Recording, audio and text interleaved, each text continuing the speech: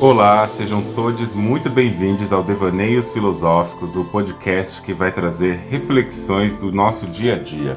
O meu nome é Andreone Medrado e esse podcast é um podcast livre, um podcast aberto para discutir coisas que acontecem na sociedade, no cotidiano e que podem ou não afetar a nossa psicologia, a nossa subjetividade e nos ajudar a fazer questionamentos muito mais do que trazer respostas.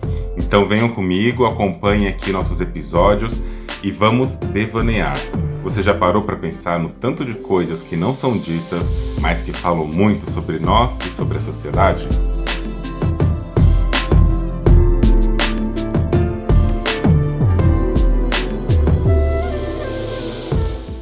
Quero ser lida em profundidade e não como distração.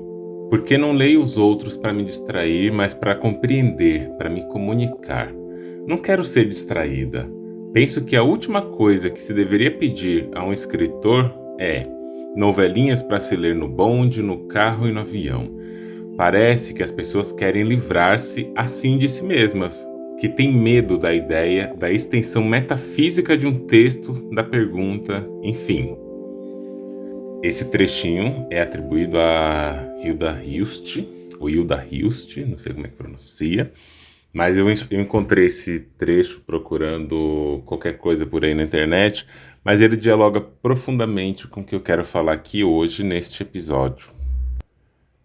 Existe aparentemente um medo da profundidade, e esse é um tema recorrente na minha escrita, esse é um tema recorrente nas minhas falas. Para quem já ouviu o podcast Não Dito, tem um episódio que chama Profundidade, e ali eu converso com profundidade com a Aline.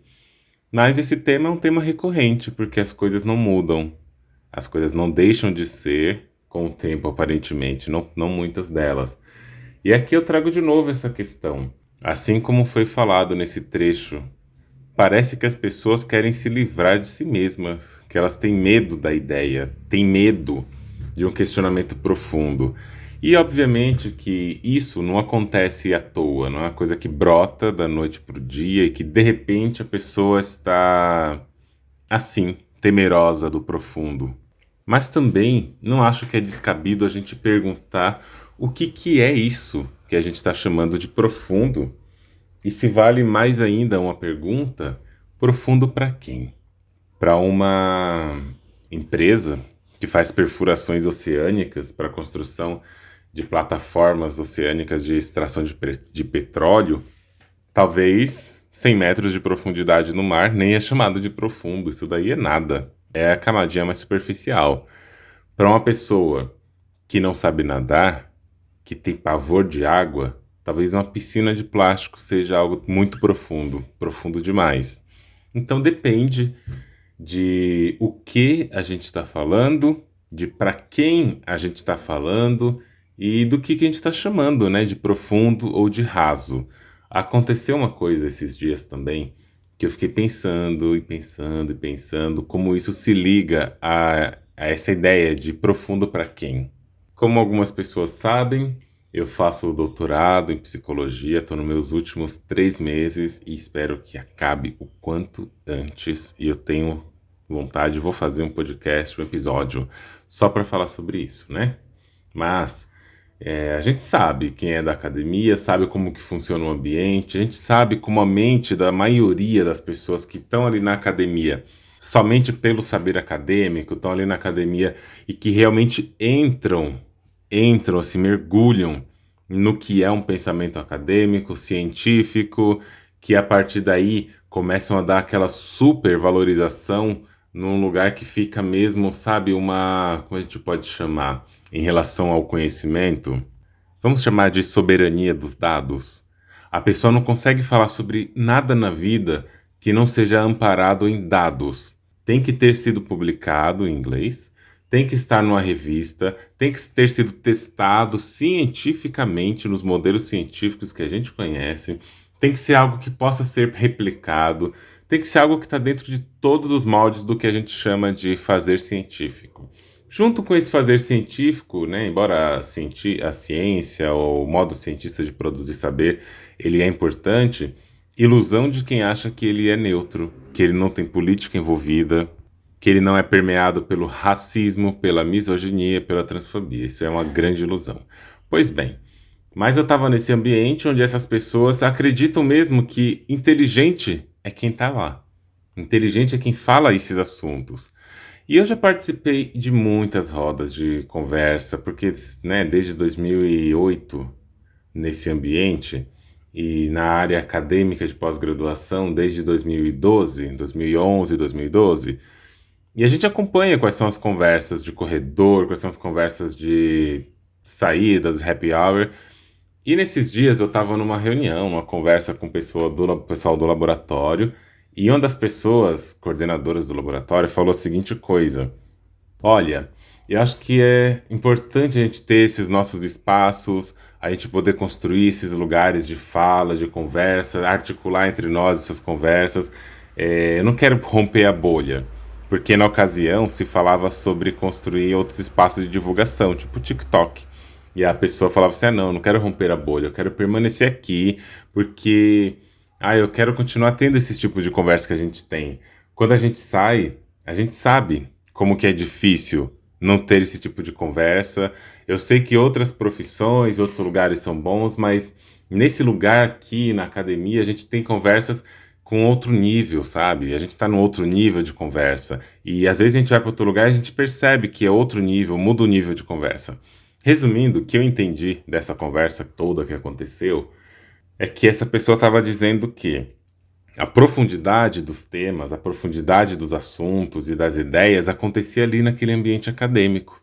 E era naquele ambiente acadêmico que ela conseguia ter profundidade nos temas e assuntos que queria falar com as pessoas. Eu acho, olhando para aquilo, eu acho um ambiente totalmente assim horrível. Acho um ambiente ruim de se conversar porque as pessoas não sabem conversar.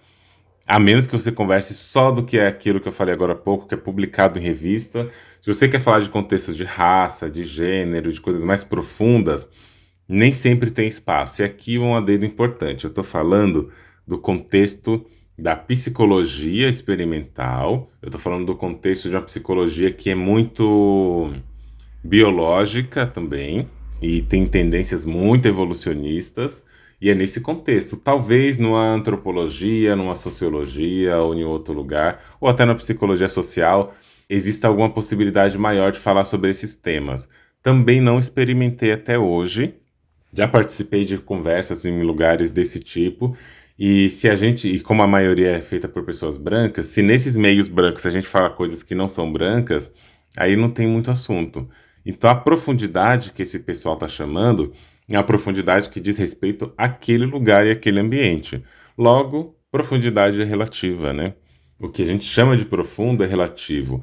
Uma pessoa que entende muito de bicicleta, muito, e gosta de falar disso com todo mundo, ela vai achar que uma conversa profunda que ela teve naquele dia de tarde foi quando ela encontrou uma outra pessoa que falava de bicicleta e for aprofundando nas marcas da correia, na marca da marcha, quantas marchas tem, os modelos mais recentes.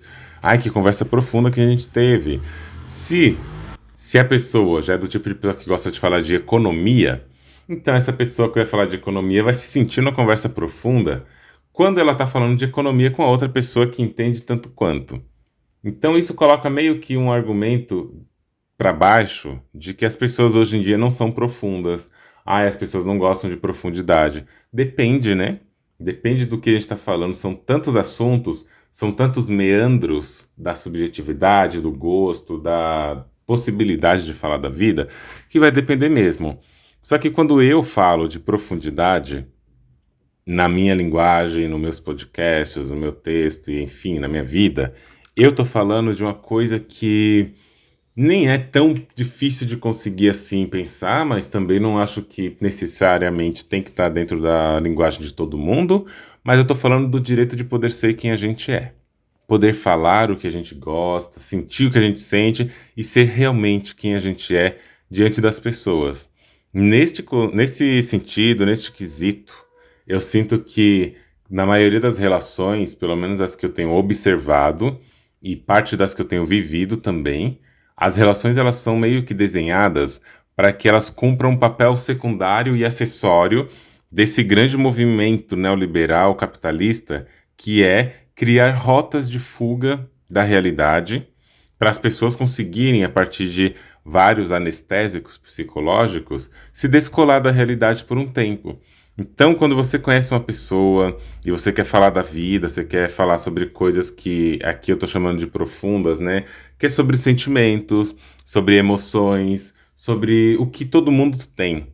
Porque uma coisa é você falar sobre, por exemplo, bicicleta, economia, ciência, psicologia evolucionista, biologia, história. Que nem todo mundo quer falar sobre isso, nem todo mundo fala e nem todo mundo tem esse conhecimento. Outra coisa é a gente falar sobre o ser humano, sobre sentir, sobre emoções, sobre gostos, sobre medos e anseios, que é uma coisa que todo mundo tem, mas que nem todo mundo para pensar sobre e nem todo mundo está disposto a falar sobre isso. Então aí que entra o grande ponto. Eu percebo como que dentro de uma estética neoliberal e que agora com as redes sociais tem ganhado uma certa força nas nossas gerações, falar de si, mostrar-se na sua crueza, é quase pedir para aquela conversa não acontecer. É quase que você falar assim, ai, não vou topar essa conversa porque eu não tô a fim de ouvir tudo isso. Ou então o famoso, ai, o clima ficou pesado, ficou bad, porque você tá falando dessas coisas muito tristes. Uma vez, por exemplo, no aplicativo de relacionamento, tava lá de boa, como sempre, aí apareceu uma pessoa, achei interessante, entenda-se bonita, curti. Pouco tempo depois a pessoa curtiu de volta. Aí a pessoa disse, olha só quem tá por aqui. Aí eu falei, ué, a gente se conhece? Eu não tô sabendo. Ah, a gente se conhece do Instagram, sou tal pessoa. E tava com um nome de apelido ali no nome da pessoa. E a pessoa em si tava com fotos que no perfil que eu conhecia pelo Instagram nunca tinha aquelas fotos, era sempre um perfil mais profissional. Tudo bem, conversa vai, conversa vem. Aí a pessoa passa o número de WhatsApp. Eu não costumo passar o número de WhatsApp, eu vou falar por quê depois. Aí eu adicionei, conversamos, e logo na primeira conversa surgiu assuntos aleatórios e tal. E eu não sei, eu tenho um problema, vamos chamar assim, entre aspas, que as pessoas podem chamar de problema, que é, eu não tenho um filtro necessariamente de quando que eu posso fazer um comentário mais profundo, mais filosófico, quando que eu posso devanear mais ou menos. Eu vou falando o que eu tô sentindo, eu vou devaneando, e a pessoa trouxe um tema, e eu comecei a falar. E cá entre nós, perto das coisas que eu já falei, aquilo ali foi cerca de 1%, 2% de. Não foi nem profundo na minha perspectiva própria. Mas aí a pessoa vira e fala assim: ai, eu tava a fim de falar mais sobre amenidades, eu não queria falar muito sobre coisas profundas. Eu acho que a gente tá em outra vibe. Eu uso essa fala até hoje pra satirizar. A gente estava em outra vibe, em outro ritmo. Por quê? Porque a pessoa trouxe assuntos da vida e por algum motivo eu entrei um pouco mais no assunto, aprofundei um pouco mais, eu falei um pouquinho mais por dentro do assunto e já foi muito. A pessoa queria amenidades. A pergunta que eu faço é: a pessoa me seguia? A pessoa sabia do meu conteúdo, sabia do que eu falava e mesmo assim, quando eu falo tudo aquilo que eu sempre falo nos meus conteúdos, no mesmo teor, digamos assim, que supostamente, se você deu match comigo, é porque e você já me conhecia, porque você não se importaria de ser quem eu sou. Mas aparentemente a pessoa se importou. Eu estava sendo profundo demais. Demais. Aí, o que acontece é, eu me pergunto, o que que as pessoas procuram? Suspeito. O que que essas pessoas procuram? Uma máscara? Procuram pessoas que, assim como elas, aprenderam a usar máscaras em todos os lugares? Que usam máscaras para tudo e que acreditam que todas as pessoas também façam isso, e nesse movimento esperou que, ao sair das redes sociais e estar no aplicativo de relacionamento, depois no WhatsApp, a pessoa pensou que eu seria outra pessoa que não aquela da rede social. É óbvio que nas redes sociais ali existem personas, ali existem estratégias de você se mostrar para o mundo, existem maneiras totalmente distintas. Principalmente quando a gente está falando no mundo das pessoas blogueiras, das pessoas da moda, das pessoas do entretenimento, né? São pessoas que estão ali produzindo uma personagem. Eu tô falando de um conteúdo sensível, pessoal ali, no sentido de pessoas, no sentido psicológico. Não é um tipo de conteúdo que eu preciso retirar e guardar numa maleta depois. Mas eu fico pensando se às vezes as pessoas não fazem isso também. Se os conteúdos reflexivos que acontecem ali também não são nesse lugar de produzir só uma persona E quando fecha a internet, quando fecha o aplicativo do Instagram, qualquer rede social, a pessoa vai viver suas mediocridades. O que pode ser, se a pessoa quiser também. Mas eu fico pensando, sabe? O que que é isso que está acontecendo e o que que as pessoas escolhem. E só para constar, isso foi em 2021. Faz um tempo. Nem tanto, né? Mas faz alguns anos. Aí as coisas vão acontecendo, a vida vai desenrolando, e etc e tal. Passa o tempo, recentemente, bem recentemente, foi o caso de novo, conhecer uma outra pessoa. E começa a trocar ideia com essa pessoa. A pessoa me acha legal, me acha interessante. E, de novo, o perigo de o perigo de conhecer pessoas pelos aplicativos ou então pelo Instagram, quando as pessoas te conhecem, conhecem o seu trabalho e supostamente gostam do meu trabalho. Isso para mim tem sido um problema. Cada dia que passa tem sido um problema social de interagir afetivamente, mais profundamente com pessoas que admiram o meu trabalho, porque me coloca num outro lugar, me posiciona, e aí dá pra gente ir longe com isso, mas me posiciona num outro lugar que eu vou falar daqui a pouco também, se eu lembrar, assim como eu falei que ia falar do Instagram, do WhatsApp. Mas é o seguinte, conheço essa pessoa, a gente começa a trocar umas ideias de novo, falar de um monte da vida, um monte de coisa, aí tudo bem. A gente vai conversando e tudo que eu falava, a pessoa dizia: Nossa, isso é tão reflexivo, isso é tão profundo.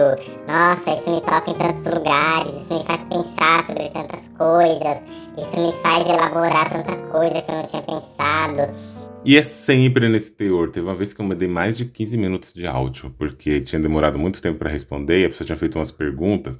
Aí fui respondendo pergunta por pergunta, na somatória lá deu uns 15 minutos, eu falei: olha, não tenha pressa de responder, responda no seu tempo, não tenha pressa, tô te respondendo aqui. A única resposta que eu recebi em relação aos áudios foi: Nossa, muita coisa para se pensar. e como eu falei pra pessoa não ter pressa pra responder, realmente ela não teve, ela nunca respondeu. E é isso aí, sabe? A gente se constrói nesse lugar de ser uma pessoa que fala de si, que fala abertamente o que sente, etc. E a pessoa encara isso tudo com um excesso de profundidade. Mas essa profundidade, segundo essa pessoa, por exemplo, e os outros exemplos da vida, que são vários, acaba dizendo que Eu tenho medo de repente não dar conta, não acompanhar a sua profundidade. Eu tenho medo de não acompanhar o seu ritmo. tenho medo disso, daquilo outro. E eu me pergunto quando foi que eu pedi para a pessoa me acompanhar nesse sentido, como se eu não soubesse caminhar na minha profundidade do meu jeito, mas a pessoa não consegue acompanhar. Então ela se sente meio para trás, porque, de novo, né, a gente também vive uma sociedade da competitividade e as pessoas acham que elas têm que competir.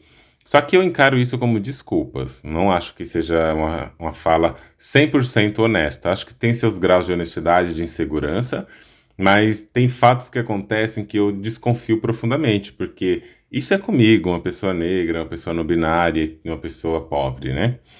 Quando é com uma pessoa branca padrão, não tem essas dúvidas. Não existe esse lugar. O branco padrão, ele pode ser burro ou ele pode ser inteligente. Não faz diferença. É um branco padrão. É uma pessoa branca padrão. E essa pessoa branca padrão, básica, é a que vai atrair para querer ficar junto dela. E vocês até performam uma certa prática de querer estar junto da pessoa branca só porque é a pessoa branca. E eu fiz um episódio, obviamente, chamado Para Além do Desejo Branco. E também fiz um outro sobre um experimento no aplicativo de relacionamento, onde o nome do episódio é E se eu fosse um homem branco? E assim, gente, esse tema de profundidade é uma coisa que, para muitas pessoas, isso faz falta, para outras não. Com a maioria das pessoas profundas nesse sentido, que se abrem na conversa, que falam de profundidades emocionais, a grande queixa que eu escuto e que eu faço também é de que a gente não pode ser quem a gente é com facilidade. A gente não pode expor o que a gente está sentindo com facilidade, porque às vezes a pessoa não quer isso. A pessoa quer um passatempo, ela quer um sexo rápido, bom, legal, mas ela não quer uma profundidade que toque em lugares sensíveis para ela. E se você falar muito profundo, daqui a pouco vão dizer que você tem que falar isso na terapia, não para a pessoa. Só que, onde que está a inversão? Onde que está o problema? É que, justamente, pessoas que têm esse comportamento que aqui eu estou chamando de mais profundo emocionalmente, na fala, no modo de enxergar a vida, que olha para um pão na mesa e consegue problematizar o pão na mesa, São pessoas problematizadoras. A maioria das pessoas não gostam muito de pessoas problematizadoras, a menos que seja em uma circunstância. Na circunstância de que essa pessoa que está problematizando pode ser útil para escutar algumas coisas. Ou seja, o que eu quero dizer com isso? Quando que uma profundidade que geralmente é negada às pessoas, quando que ela é desejada por essas mesmas pessoas que negam a profundidade? Quando essas pessoas estão num estado emocional tão abatido, tão para baixo, mas tão cinza, como dizem, eu gosto de dia cinza, né? Mas tão cinza, o dia tá tão cinza e nublado, que a pessoa não tem ninguém na rede de afetos dela para ela poder falar sobre isso, porque as pessoas são como elas. São assim como ela, não consegue aprofundar o tema, não consegue falar de algo mais intenso e mais tenso. E o que elas fazem? Nesse lugar onde a intensidade não é alcançada, elas não querem também falar de repente na terapia, talvez não façam, ou talvez já fizeram e não conseguiram nada. Elas querem procurar pessoas que sempre são assim. Aí a gente serve. Aí a nossa profundidade, ela é desejável. Ela é desejável porque essa pessoa está num estado tão ruim, emocionalmente falando, e tão profundo e tão baixo que só tem uma pessoa, ou um tipo de pessoa que conseguiria conversar com ela do jeito que ela está, e ela poderia desabafar o que ela tem para desabafar. É aquela mesma pessoa que ela disse antes, eu não vou dar conta de tanta profundidade, eu não vou conseguir conversar com essa pessoa, eu não quero ir lá não, porque essa pessoa só problematiza as coisas. Então existe esse lugar também utilitarista, onde a gente é colocado, onde eu sei que eu me sinto colocado várias vezes, e algumas pessoas simplesmente procuram quando elas querem desabafar. Tem até um episódio aqui que chama despejismo. Elas querem despejar as coisas, por quê? Porque sabe que a gente consegue conversar disso com tranquilidade. E a pessoa vem, se abre, conversa e tudo. Só que, ao se desafogar, ao se desabafar, despressurizar, a pessoa volta a um estado de novo mais tranquilo, como ela sempre foi, e nesse estado tranquilo, ela não tem condição de lidar com coisas profundas e com coisas mais tocantes. Ela não consegue nem falar sobre isso. Ela não tem energia para falar sobre isso. O que ela faz? Ela vai procurar o mundo encantado das dopaminas, o mundo encantado da serotonina, o mundo encantado das recompensas, enfim, o mundo encantado dos anestésicos. As pessoas vão procurar os seus anestésicos, cada uma à sua maneira. E a gente já não serve mais, porque a gente não anestesia. A gente, às vezes, mostra a ferida para a pessoa, né? E se deixar, se a pessoa falar besteira, a gente ainda toca na ferida. E é isso que eu penso nas relações de hoje, que tipo de relação que as pessoas estão querendo construir, se é uma relação mais profunda, uma relação mais... Profunda sim, né? Vocês entenderam já. Uma relação onde existe mais intimidade com o próprio ser de cada pessoa envolvida. Quando eu falava, por exemplo, do WhatsApp, essa é uma observação que eu já tenho há muito tempo, há muito tempo mesmo. E eu vou jogar aqui, eu quero que vocês me digam como que é com vocês, se vocês já pararam para observar e para pensar nisso, e se não, eu convido vocês a observar e pensar a esse respeito. Vão pensando aí e me digam se é assim com vocês. Sempre que eu estou conversando com alguém, no WhatsApp, no Instagram, ou então que eu estou num aplicativo de relacionamento, principalmente aplicativos de relacionamentos que eu parei de usar por uns dias aí, uns meses talvez, não lembro, mas que é sempre assim. Você tá lá, conversa, aí você cai na besteira de trocar o WhatsApp. E quando você troca o WhatsApp com essa pessoa, e você vai pro WhatsApp, parece que aquilo morre, aquilo acaba. A intensidade da conversa acaba. E eu fico pensando como que, né, que coisas estão envolvidas nisso tudo, que é só você ir pro WhatsApp e ela acaba. Quando isso é em aplicativo de relacionamento. Quando é no Instagram, eu percebo uma outra dinâmica. Do Instagram, quando migra pro WhatsApp, o que geralmente acontece é que essa migração do Instagram pro WhatsApp é porque supostamente no WhatsApp tem mais maneiras de conversar do que o Instagram, já que é um aplicativo para isso mesmo, para mensagens, né? E as pessoas que vão do Instagram pro WhatsApp, geralmente vão, no meu caso, e eu já fico de olho assim, antenado, aberto, olhando, prestando atenção, eu fico com a mente assim, bem ligada naquilo ali, é que as pessoas vão para lá mais para poder desabafar com mais qualidade. E vão lá e desabafam, e falam da vida, e choram, choramingam e tudo mais, e depois que parou isso, a conversa de repente morre também. Ou seja, o WhatsApp é um lugar de cemitério das conversas, praticamente. Quem realmente está no WhatsApp, conversando, mantendo aquela interação gostosa, legal e humana, são pessoas que no Instagram ou em qualquer outro lugar já houve uma conexão, já houve uma troca, já houve uma conversa, e depois disso chegou o WhatsApp na vida da pessoa. Quando logo no começo o WhatsApp é acionado, eu sempre vejo um problema acontecendo. Pelo menos nunca funcionou comigo. E já aconteceu da pessoa conversar no Instagram e pouquíssimos minutos depois, anota meu WhatsApp, me chama lá. E a pessoa vai no WhatsApp e começa a despejar e despejar, vem um despejismo infernal, até o fim do mundo. E o despejismo nesse lugar de que só uma parte ganha com isso, que é a parte que está despejando. A outra parte não. A profundidade, ela só serve quando o poço é profundo demais para você encher com seus despejos, parece, né? Se for uma profundidade que você tem que mergulhar para conhecer, aí as pessoas já não querem tanto. Quais são as pessoas que eu converso no WhatsApp e com as quais eu tenho conversas profundas, tanto quanto tinha em outras redes? Aquelas pessoas que a gente já criou essa conexão de profundidade antes de ir para o WhatsApp, e independente dele. Outros casos não. E é isso que eu acho muito curioso. Parece que quando você está num aplicativo de relacionamento e a pessoa vai para o WhatsApp, a pessoa tá indo para um lugar supostamente mais privado, supostamente de maior intimidade, supostamente que vai te colocar ali num contato mais diário com as coisas, e a pessoa não quer. A pessoa não quer ser tirada daí. Parece que existe um movimento de conquista em que a pessoa quer te retirar do aplicativo para transar. Ela quer isso, é essa intimidade que ela quer. Se você faz um outro movimento, quebrou todo o ciclo. E aqui eu trago essa reflexão para a gente pensar sobre o que é essa profundidade, pensar sobre o que é isso que a gente está falando de conversas profundas. E esse lugar que eu comento, né, que é um lugar complicado quando você é uma figura pública, embora eu não seja uma pessoa famosa, mas é uma figura que está aí pública, publicizando os pensamentos, é que aparentemente as pessoas gostam do que eu escrevo, gostam do que eu falo, mas tem que parar naquela página, não pode ir muito além. Não pode se aprofundar muito. E tudo bem, né? Se quiser fazer atendimentos comigo, pode fazer. Se quiser fazer alguma coisa assim, pode fazer. E aí é outra coisa, é profissional.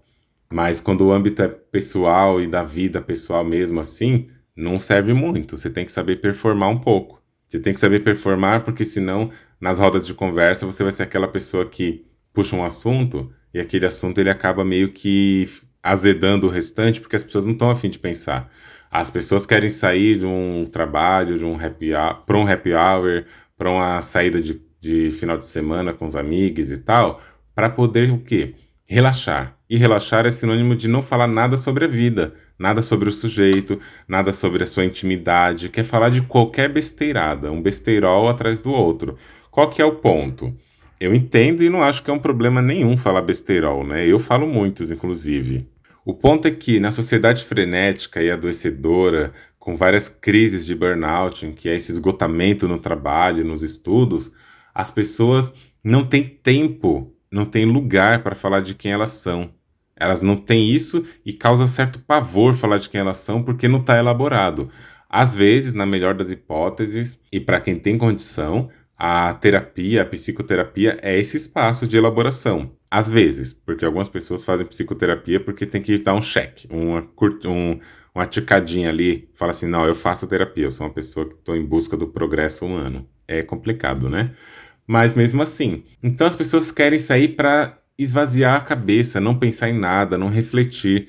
E para quem é como eu, e como outras pessoas que eu conheço, que não conseguem fazer essa divisão tão clara e tão nítida entre a parte do relaxamento e de falar só besteirol, aí acaba sofrendo com isso, né? Eu dou muita risada, eu falo de vários assuntos, e o que eu chamo a atenção é que não que eu fale o tempo inteiro, integralmente sobre questões profundas. O ponto é que eu não gosto, eu não quero e eu não vou criar o hábito de falar disso de modo regulado. Eu vou falar disso agora, mas agora eu não posso mais, eu vou falar disso nesse momento, mas naquele ali não.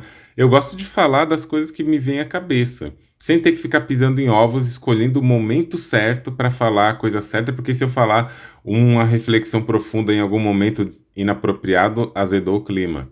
E eu quero mais é que se fodam, sabe? A gente vive essa vida inteira A gente vive esse momento inteiro da nossa construção enquanto pessoas para nos encaixar dentro de um certo escopo social, nos encaixar dentro de uma certa expectativa, e para pessoas neurodivergentes, para pessoas autistas, isso é quase que uma condicional de vida. Se você quiser pertencer a um espaço, use máscaras. Se você quiser pertencer a um espaço, feche a boca. Aprenda outras formas de lidar que não seja a sua. E isso para mim acabou. Não estou mais nesse momento, não estou mais nesse lugar. A solitude é uma coisa de que eu gosto. Estar só em casa é uma coisa de que eu gosto. Eu gosto de mim, gosto de estar só comigo, minhas plantas e meus livros e minhas comidas. Então eu tenho valorizado cada vez mais isso para que eu não precise, e eu sei que não é todo mundo que tem essa condição, né, de poder pelo menos ter o seu lugar só. Às vezes não tem nenhum quarto só para si, e eu entendo e não estou dizendo que é a única forma, mas é a forma que eu encontrei, que eu consegui ao longo do tempo. E não faz muitos anos também que eu moro só, né? É uma coisa recente na minha vida, mas eu valorizo muito isso porque senão eu vou ter que ficar buscando insistentemente caber nos espaços e caber nas conversas e caber nos desejos das pessoas. Eu não quero mais isso, não vou mais fazer isso, e essa reflexão vem justamente daí. Como que um sistema social, ele também molda e ele também nivela as profundidades das pessoas. É muito mais do que ser uma coisa só do sujeito, só daquele indivíduo, daquela pessoinha. É uma coisa que se estende para o social, porque toda uma gramática social, toda uma maneira de falar, de estar e de ser em sociedade aponta para esse lugar do encaixe, para o lugar da adequação, de ser uma pessoa adequada, com falas adequadas e mentes adequadas. Não à toa tem aquela coisa, lá vem o chato, lá vem a chata, lá vem aquela pessoa devaneadora demais. Ixi, não deixa a pessoa abrir a boca não, se ela vai falar muita coisa. E as pessoas acabam, mesmo que não pensem criticamente, acabam endossando isso quando nem precisaram ouvir aquela pessoa, mas já pegaram que ela é chata e qualquer coisa que ela falar já vai ser lida nessa ótica. A demonização das pessoas nerds da escola, das pessoas CDF, né, como chamavam, e dessas pessoas que falam de coisas mais interessantes em determinados contextos, e a demonização desse tipo de gente vem daí, de uma cultura da superficialidade, que você não pode entrar muito porque você tem medo. Você não pode abrir muito a porta porque você pode encontrar o que você tem lá dentro. As pessoas não se abrem, não falam, não conversam. E isso socialmente é estimulado, e é estimulado que aqui a gente não vai falar de nada disso. E o engraçado é que as pessoas falam que aqui eu não quero falar de coisa profunda, eu quero relaxar. Mas estão lá o tempo todo falando de trabalho, estão o tempo todo falando de namoro, estão o tempo todo falando de quem pegou, de quem não pegou, falando das pessoas, mas não estão falando de coisas mais assim, que entram mais intimamente na vivência. As pessoas não se conhecem. Às vezes passam anos de amizade, em relacionamentos, em casamentos, e não se conhecem, porque sequer se questionaram sobre a possibilidade e a necessidade de falar coisas muito profundas, de se abrir. O universo masculino é profundamente contaminado com essa noção de que você tem que ser firme e duro e não ser uma pessoa que possa permitir intimidade. E isso acaba afetando a conduta, a maneira da pessoa ser, e não tem assunto. Às vezes você fica com a pessoa que, se tudo aquilo que vocês têm em comum já foi conversado, não existe assunto. Não consegue elaborar nada a partir do ambiente, a partir de nada. E as pessoas estão começando, talvez, a ter um pavor disso. É um pavor tão grande que você tem que carregar na sua bolsa psicológica os comprimidos de anestesia. O celular é um grande comprimido, né? Um grande bolsão de comprimidos. E as pessoas têm que ter isso para poder viver em sociedade, porque elas não conseguem mais ser elas mesmas. Falar sobre profundidades afetivas, nem pensar. E quando acha alguém que fala, a pessoa quer esse alguém só por isso, mas não consegue amar essa pessoa, não consegue topar uma vida ao lado dessa pessoa, consegue apenas usufruir de um poço para despejar coisas. E eu pergunto, como que você tem sido com as suas relações? Como que você costuma ser com você? Qual é o lugar que você se dá na hora de você pensar o quanto você gostaria de poder se abrir mais? Você é uma pessoa que consegue se abrir nas suas relações? Você consegue ter uma abertura de emoção mesmo? Tem gente que nem gosta do termo emocionado, né? Eu acho que pessoas emocionadas são boas, importantes, porque elas demonstram emoção. E tem gente confundindo ser uma pessoa emocionada com ser uma pessoa fugaz. E não tem nada a ver. Pessoa emocionada é aquela que demonstra afeto, que ela pode ser intensa, inclusive, mas que ela demonstra o que está sentindo sem ter que esconder para amanhã. Uma pessoa que é entusiasmada demais, empolgada demais, é aquela que é um fogo de palha. Só faz aquilo naquele momento e acaba. E eu acho que a gente tem medo de ser assim, porque deve ter muitos traumas envolvidos dos momentos que a gente tentou ser, agir com mais exposição, com mais profundidade e levou na cara. E esse comportamento repetido de levar na cara vai criando uma defensiva. E não raramente essa defensiva vai se construindo no lugar de se esconder. Eu penso que a infância é um lugar muito forte onde isso acontece, onde a criança não tem autorização de se demonstrar, não tem autorização de ser como ela é, porque ela é podada em vários momentos. E imagina isso ao longo da vida, sendo podado, você não pode ser assim, não pode falar isso, não pode desejar desse jeito, agradece, tem que falar que gostou mesmo quando você não gostou. Enfim, um mundo feito de máscaras que são usadas desde a infância. A pessoa vai se construindo nesse lugar onde ser profundo, honesto, sincero e transparente é um problema. E vai acostumando a não ser assim. E quando cresce, vai tendo acesso, por conta própria, aos anestésicos sociais, aos anestésicos da angústia, que sejam a partir de drogas, que sejam a partir de entretenimento, que seja a partir de fugacidades.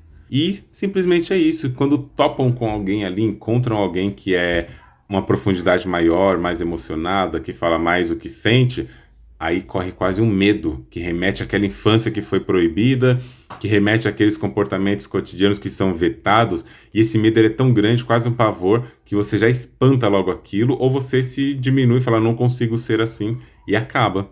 E a gente vai construir uma sociedade efêmera de pessoas que não querem conversar sobre si, porque às vezes nem sabem quem são. E isso que eu queria trazer sobre profundidade hoje, nessa ótica das relações interpessoais, das relações de nós com nós mesmos também, isso é importante. E perguntar para vocês, como que é isso por aí? Você já parou para pensar? É isso por hoje, pessoal. Espero que vocês tenham gostado desse episódio. Lembrando que vocês podem seguir o meu perfil no Instagram, andreone.medrado, e você também pode seguir no Twitter, que tá andre1medrado.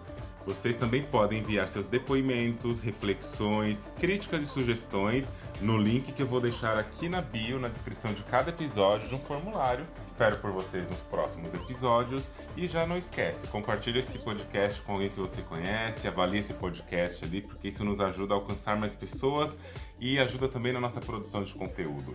Vejo vocês em breve e um grande beijo e até mais. Você já parou para pensar?